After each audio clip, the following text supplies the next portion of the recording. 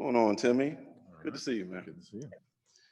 As the first person from the U.S. Virgin Islands to make the Hall of Fame, what inspiration do you hope the youth from your country can gain from this? This is the Hall of Fame. You know what? All along, I hope I've been an inspiration to the people of the Virgin Islands, to kids all around. Thank you for doing this. That it doesn't really matter where you start.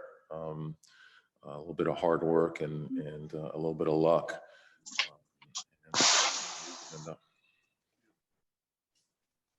Throughout your career, you've had the blessing of having an amazing mentor and Hall of Famer, David the Admiral Robinson, who'll be representing you on stage tomorrow. Could you please tell us about your brotherly relationship with the Admiral and what his mentoring on and off the court has meant to you? People always ask me what did throughout your career, what did David tell you, or what how did he mentor you? And the truth is, he didn't really mentor me in a way where he took me aside and told me how to do things or showed me how to do things. He was himself. He was a great person, a great player, and I got to sit there and watch him do it and learn from being around it. And just an amazing blessing to have that. The Lakers and the Spurs rivalry was considered one of the best in the NBA in the early 2000s. What was it like going up against the late, great Kobe Bryant year after year?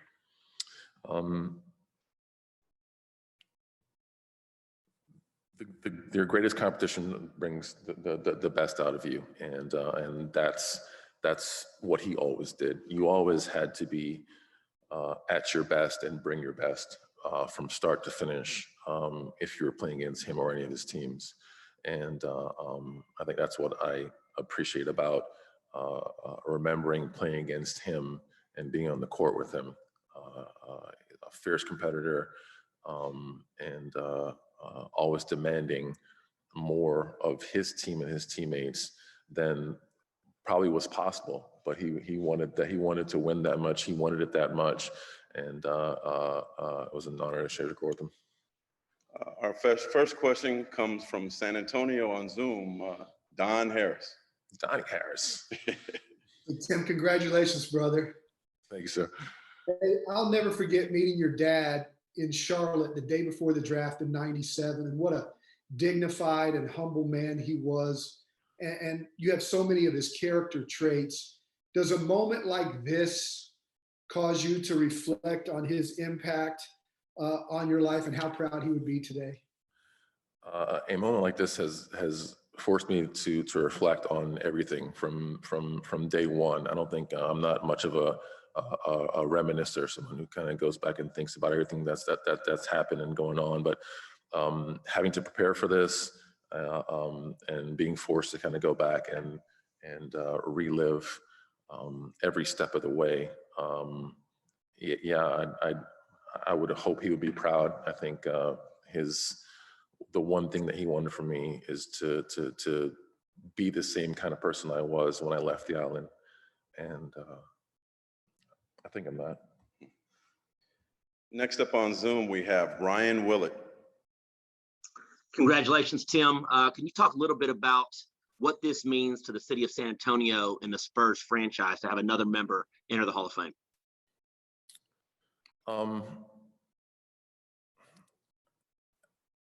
We have hopefully a couple coming down the pipeline. I'm honored to be the next in line, but throughout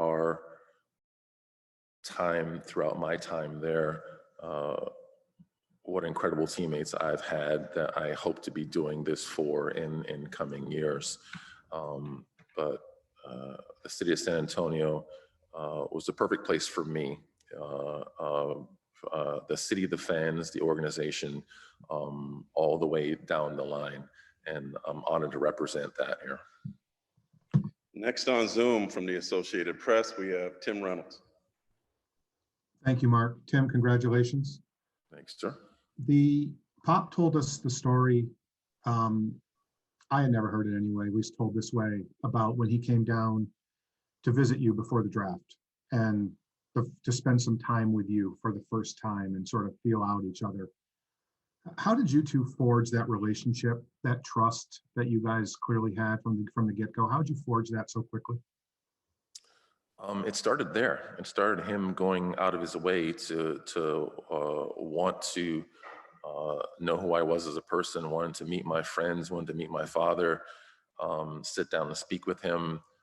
It started there, and he built that trust from early on, just trying to understand who I was, not just as a basketball player, but as a person and beyond. He's always been wonderful to my family and friends. And an individual like that who kind of goes out of his way to let you know him and get to know you is an easy person to trust. Next up on Zoom, we have Jeff Garcia. Hey, Tim. Tomorrow, the Spurs and the fans are going to be getting together at the game and celebrating your big accomplishment tomorrow, being inducted. What would be your message to those Spurs fans that are going to be there tomorrow, celebrating all you've done for the community on and off the court? I think my message is the same. It's a simple thank you. Like I'm honored to be here, but my years there and my years on the court are not the same without the people and the fans, without their support. So as much as they are honoring me, I'm here to thank them. Thank you, Tim. Next up on Zoom, Davide. Hey Tim, Davide Chinellato here, La Gazzetta dello Sport in Italy. Tim, obviously you're a Hall of Famer, you're about to be a Hall of Famer. Except for your success on the court, what do you think made you an Hall of Famer? That's got my whole speech. Just I'm the product of so many. My island, my mother, my father, my sisters and friends, just everyone has had a hand along the way there in getting me here. So I'm just, again, without just saying my entire speech that I have to give tomorrow, I said I'm just a product of a lot of different things. Thank you. Next up in the room, Dan Wilkie. Hey, Tim. Dan Wecke with the LA Times. Congratulations, first of all. Mark mentioned a little bit, but I think it was 7 playoff series against the Lakers over the course of your career, the most Kobe played against any one team. How much do you think it was each side bringing out greatness in the other during that stretch? And you mentioned sort of the competitiveness. Did you see it even go to a higher level in those series out of Kobe? Well, okay, last part again. Do I see what? The competitiveness and intensity, even obviously regular season battles were one thing, but like in those 7 series, like what was that like? Absolutely, yeah. You got a different intensity from everybody in the playoffs as opposed to a regular season.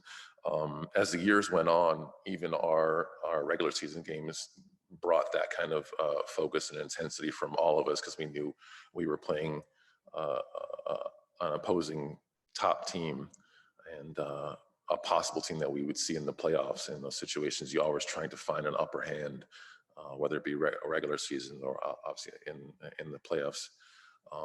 But the intensity was always that much higher because the level of competitor that he was, the teams that he brought with him, coaching on down. I always looked forward to playing against his teams. I always looked forward to being on the court with him because I knew that the crowd was going to be into it. Our teammates were all going to be more focused, and we're going to be locked in that day.